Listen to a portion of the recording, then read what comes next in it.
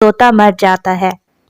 अब देख लो और सोच लो कि हमारे जंगल का राजा कौन बनेगा। और फिर कालू कौवा जंगल का राजा और शर्मीलो कौवी रानी बन जाती है। पक्षी जो बहुत बहादुर हो पूरी रात नदी के पानी में खड़ा रहे और सुबह तक उसी में रात गुजारे तो मैं उसे जिंदगी भर पूरी रात उस नदी के पानी में गुजार देता है।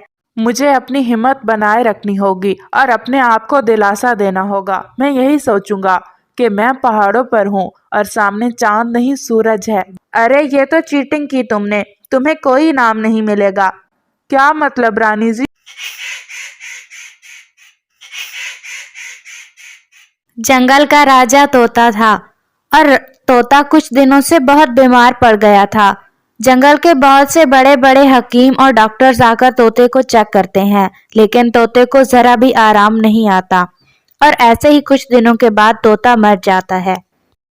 जंगल के तमाम पक्षी एक बड़े से दरख्त पर इकट्ठे होते हैं और जंगल का राजा बनाने के लिए फैसला तय करते हैं। प्यारे दोस्तों, क्या आपने मुझे सब्सक्राइब कर लिया है? और घंटी के आइकन को दबाना बिल्कुल मत भूलिएगा। पक्षियों, अब देख लो और सोच लो कि हमारे जंगल का राजा कौन बनेगा। राजा तोता जी तो मर गए और अब हमें कोई ऐसा पक्षी राजा बनाना होगा जो बहुत ताकतवर और समझदार हो। शर्मीलो कवि कहती है, अरे पक्षियों, अगर तुम ताकतवर और समझदार की बात करते हो तो मेरे हस्बैंड से ज्यादा शायद ही कोई हो इस जंगल में ताकतवर और समझदार। तो मैं तो कहती हूँ कि तुम लोग कालू कौवे को ही जंगल का राजा बना लो। और फिर स्वीटी चिड़िया, तोता और जंगल के तमाम पक्षी इस बात पर राजी हो जाते हैं कि कालू कौवा ही जंगल का राजा बनेगा। और फिर कालू कौवा जंगल का राजा और शर्मीलो कौवी रानी बन जाती है। उनको ताज पहना दिए जाते हैं और फिर इसी तरह वक्त गुजरता रहा। शर्मीलो कौवी बहुत शरारती थी। एक दिन ऐसे ही उसके जहन में एक शरारत आती है तो वो जंगल के पक्षियों से कहती है, पक्षियों, मेरे जहन में एक बात है। अगर तुम में से कोई पक्षी जो बहुत बहादुर हो पूरी रात नदी के पानी में खड़ा रहे और सुबह तक उसी में रात गुजारे तो मैं उसे जिंदगी भर के लिए दाना दूंगी और अपने खजाने में से जो भी वो कहेगा मैं उसे दूंगी, लेकिन शर्त यह है कि वो पूरी रात नदी के पानी में गुजारेगा। तो बताओ, तुम में से कौन सा पक्षी ऐसा है जो जंगल में नदी है ना, जो पूरी रात उसमें गुजारने के लिए तैयार है। बदले में उसे खजाने में से बहुत सा दाना मिलेगा और जो कुछ कहेगा वो मैं उसे वही दूंगी। जंगल का कोई पक्षी भी शर्मीलो कवि की इस बात पर राजी नहीं होता सिवाय कबूतर के, और कबूतर मान जाता है। शर्मीलो रानी जी, मैं करूँगा ऐसा और मैं तैयार हूँ, लेकिन बदले में आपको मुझे पूरा दाना देना होगा जितना मैं कहूँगा, और जो चीज़ मैं मांगूंगा वही देंगी आप। ठीक है, लेकिन अगर तुम जिंदा रहोगे तभी मिलेगा ना तुम्हें ये सब। नहीं, मुझे कुछ नहीं होगा, मैं हिम्मत करूँगा और मैं पूरी रात आपको नदी में खड़े होकर दिखाऊंगा। ठीक है। और फिर ऐसे ही शाम हो जाती है। जंगल के तमाम पक्षी उस नदी के ऊपर आ जाते हैं। स्वीटी चिड़िया और कबूतर और रानी भी आ जाते हैं।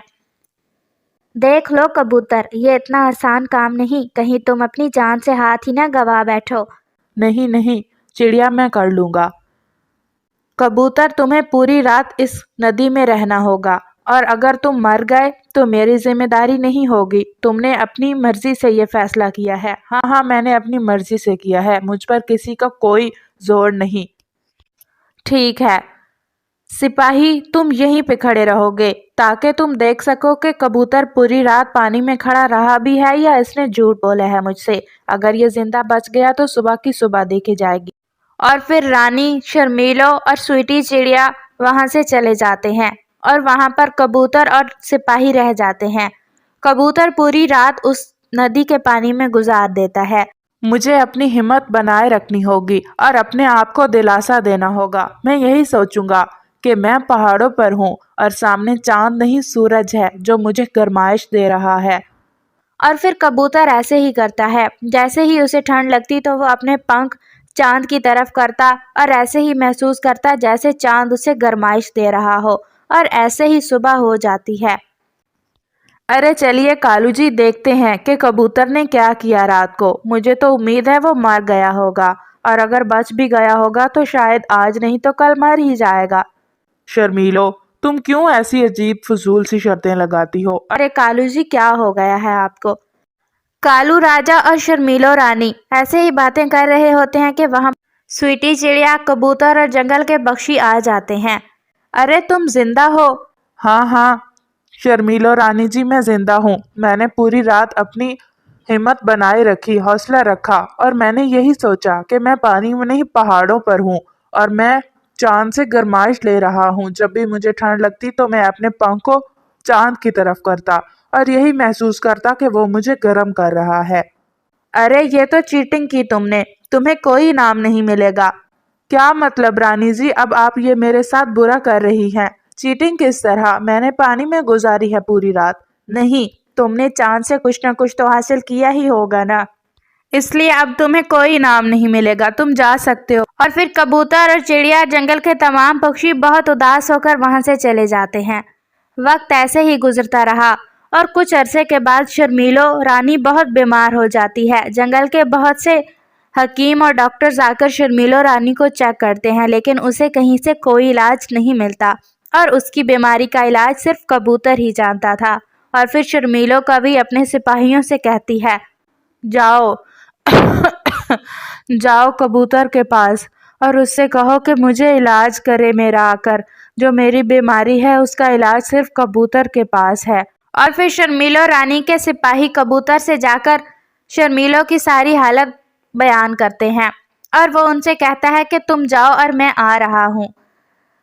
2-3 दिन ऐसे ही गुजर जाते हैं और कबूतर शर्मीलो रानी के पास उसका इलाज लेकर नहीं आता। कालू जी, मुझे तो लगता है कि कबूतर नहीं आएगा, हमें ही उसके पास जाना होगा, मुझे बहुत तकलीफ है। चलो चलो रानी, चलते हैं। और फिर कालू राजा और शर्मीलो रानी कबूतर की तरफ चले जाते हैं। जब वो जाकर देखते हैं तो कबूतर एक लंबा सा बांस लेकर जमीन में गाड़ कर खड़ा होता है और उस बांस के ऊपर एक चाय की चैनक लटकाकर और नीचे आग जलाकर उसके पास खड़ा होता है। अरे कबूतर, तुम ये क्या कर रहे हो?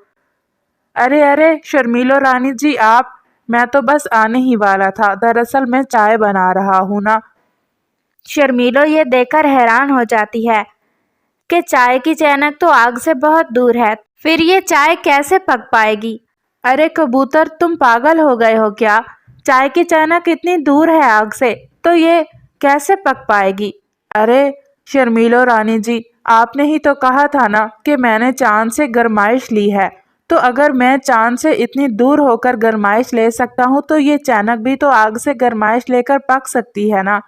और फिर शर्मीलो और कालू कौवा समझ जाते हैं कि कबूतर शर्मीलो रानी को शर्मिंदा कर रहा है।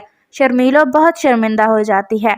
कबूतर, मुझे माफ़ कर दो, मैंने तुम्हारे साथ बहुत बुरा किया। नहीं नहीं रानी जी, कोई बात नहीं। और फिर शर्मीलो कभी अपने सिपाही से कहती है, जाओ और खजाने से जितना भी दाना तुम्हें एक पक्षी के लिए सही लगता है लेकर आओ और कबूतर को दे दो। और फिर कबूतर भी शर्मीलो कवि के लिए दवाई तैयार करता है, जिससे शर्मीलो कवि ठीक हो जाती है।